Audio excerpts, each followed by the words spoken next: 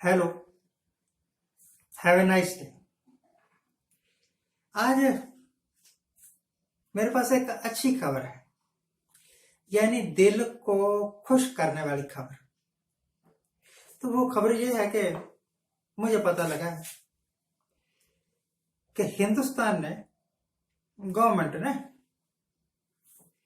अपना कोटा पूरा कर लिया। जितना हमें माल चाहिए था हमने रख लिया। माल का मतलब वो इंजेक्शन, कोरोना वायरस के इंजेक्शन। तो बाकी की वैक्सीन विदेशों को एक्सपोर्ट कर रही है सरकार। सरकार एक्सपोर्ट कर रही है विदेशों को।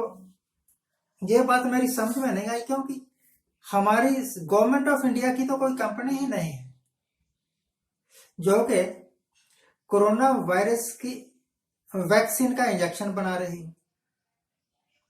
जितनी भी कंपनियां हैं इंजेक्शन बना रही है वो प्राइवेट सेक्टर में है। फाइजर प्राइवेट सेक्टर में है, कैडिला प्राइवेट सेक्टर में है, गैलेक्सो प्राइवेट सेक्टर में। सरकार की वो कंपनी, मुझे पता ही नहीं कौन सा नाम है आईडीपीएल थी एक company, Indian drugs and pharmaceutical limited. इसके कारखाने भी हुआ करते थे कि बहुत वर्ष पहले बंद कर दिए गए। तो सरकार ये दावा कैसे कर सकती है कि गवर्नमेंट विदेशों को 10-10 करोड़ इंजेक्शन भेज रही है? जिस देश की आबादी ही 4 करोड़ है, आप उसको 10 करोड़ इंजेक्शन भेजेंगे, उनके किस काम? पर फिर भी अगर ये इंजेक्शन सरकार के हैं, अगर हमारे किसी सरकारी कारखाने में बने हुए इंजेक्शन है, पब्लिक इंटरप्राइज में बने हुए इंजेक्शन है, और हम विदेशों में भेज रहे हैं, तो बड़ी खुशी की बात है। सर्वे भवन्तु सुखन सर्वे सन्तु निरामया, सभी निरोगी हों, सभी सुखी हों, ऐसी कामना है। परंतु मुझे अब भी शक है कि ये जो दावा किया जा रहा है कि गवर्नमेंट भेज रही है, वे एक गलत दावा है। क्योंकि सरकार का तो कोई कारखाना ही नहीं है, आज तक मुझे नहीं पता लगा पढ़ के एमए पीएचडी, कितने उल्लू हम कि हमें यही नहीं पता कि सरकार का कौन सा कारखाना या कौन सा research centre government of India का वैक्सीन तैयार कर रहा है और वैक्सीन के इंजेक्शन लार्ज मास प्रोडक्शन कर रहा है उसकी, और फिर वो विदेशों में भेज रहे हैं। हाँ, इतना पता है हमें कि फाइजर जैसी, स्मिथ केलन जैसी, गैलेक्सो जैसी, कैडिला जैसी कंपनियां विदेशी हैं, प्राइवेट सेक्टर में है। और हिंदुस्तान में भी कंपनियां हैं, फार्मास्यूटिकल कंपनियां हिंदुस्तान में भी है, जो इधर उधर से साल्ट लेके पैकेजिंग का काम करती हैं। यहाँ बद्दी में है, दिल्ली की तरफ है, बहादुरगढ़ की तरफ है, अलग अलग जगह। साल्ट सारे बाहर से आने, चाइना से, मुख्यतः तो चाइना से, बाकी दूसरे देश भी भेजते हैं। और इन्होंने उसकी गोली बनानी, उसका कैप्सूल बनाना या उसका इंजेक्शन बनाना और ठप्पा लगाना अपना और भेज देना। इसको अगर इंडिजिनस प्रोडक्शन कहते हैं, इसको अगर आत्मनिर्भर होना कहते हैं, तो भैया मेरी निगाह में ये आत्मनिर्भरता नहीं है। मेरी निगाह में तो ये एक दूसरे किस्म की गुलामी है। वो कारखाने जो गवर्नमेंट ऑफ इंडिया ने चलाए थे, मैंने अभी नाम लिया आईडीपीएल, उनको डेवलप किया जाता। हमारे अपने रिसर्च सेंटर ये खोज करते और फिर हमारे ही कारखानों में ये वस्तु तैयार होती, इंजेक्शन तैयार होते, फिर गवर्नमेंट क्लेम कर सकती थी कि ये हमारा इंजेक्शन है और हम अब अपनी जरूरतों को पूरा करने के बाद विदेशों में भेज रहे हैं। अमेरिका की कंपनी फाइजर वही रिसर्च करके इंजेक्शन बना रहे थे, उन्होंने ही, एक इंडियन प्रोड्यूसर था, उन्होंने यहाँ इंजेक्शन बनाना शुरू किया, और वो भी विदेशी कोलैबोरेशन के साथ, परंतु उसकी यहाँ दाल नहीं गली, अफसरशाही नहीं ना काम करने देते, परंतु उसने गवर्नमेंट ऑफ इंडिया से थोड़ा पैसा कर्जा ले लिया था, तो विदेश में भाग गया।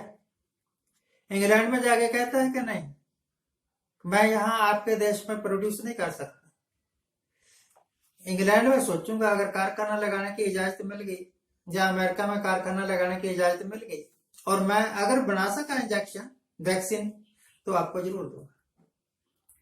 ये तो हमारे हाल है। बैंकों से पैसा लेके भगोड़े हो जाओ, दूसरे देश में जाके बैठ जाओ, और यहां हमारी सरकारें नए नए बयान देके लोगों का मन खुश करती रहती, बैंक फेल होते रहते हैं, फिर सरकार कह देती है अच्छा ये फेल हो रहा है, इसको दूसरे बैंक में मर्ज कर दो, उस मर्जर का भी कोई फायदा नहीं होता। तो यही चला हुआ है। एक छोटी सी रिपोर्ट है, मेरी नहीं है, नेशनल हेराल्ड ने छापी थी, उसी के आधार पर मैं बोला हूं, आप भी देखिए। Thank you very much for watching. कहना यह है कि भूख के लेवल पर हम दुनिया में टॉप मोस्ट है, डेवलपमेंट के लेवल पर हम अगर 100 देश हो तो हमारा 10वां या 20वां या 30वां नंबर भी नहीं है। अरे बांग्लादेश जैसे, पाकिस्तान जैसे, लंका जैसे देश हमारे से, भूटान जैसे देश हमारे से ऊपर है, और हम कहते हैं विकास हो रहा है। झुग्गियों में आधा यूपी हिंदुस्तान के अलग अलग जगह, आधा बिहार हिंदुस्तान के अलग अलग शहरों में झुग्गियां बना के रहता है, जिसको स्लम्स कहते हैं। सरकार जानती, स्टेट गवर्नमेंट जानती है, मैं जानता हूं, आप जानते हैं, पर उसके बारे में कुछ नहीं। अगर कोई विदेशी आ रहा है तो ये झुग्गियां ढकने के लिए इधर से एक दीवार दे दो, ताकि विदेशी मित्र ना देख लें कि हम कितने के गरीब हैं। देते रहे दीवार, वो जानते हैं सब कुछ आपकी हकीकत। Thank you very much for watching. Thank you. कुछ इंडेक्स छापते हैं।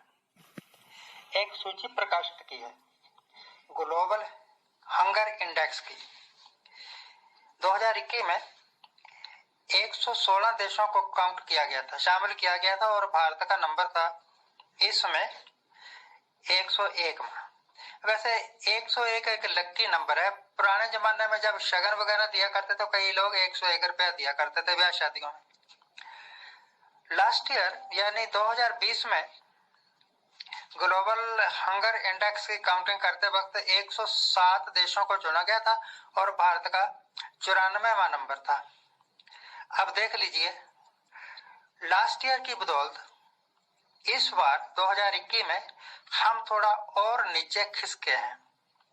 यह वैसे तो हमारे विकास की पोल खोलता है, परंतु मीडिया के जरिए, बयानों के जरिए सरकार बड़ी मजबूती से खड़ी है यह दावा करने के लिए कि उनके राज में बहुत विकास हो रहा है। आप देख रहे हैं, अगर विकास हो रहा होता तो सरकारी संस्थान क्यों बेचने पड़ते, सरकारी जमीनें क्यों बेचनी पड़ती, एयरपोर्ट क्यों बेचने पड़ते। जब विकास हो रहा है, जब सरकार के पास भी पैसा है, पब्लिक के पास भी पैसा है, तो अपनी प्रॉपर्टी कौन बेचता है। परंतु ये लगातार जारी है। पैसा इकट्ठा करने के लिए सरकार ये सारा कुछ बेच रही है। तो सरकार क्या कर रही थी, पहली सरकारों ने भी विकास किया, परंतु कुछ बेचा नहीं। इन्होंने विकास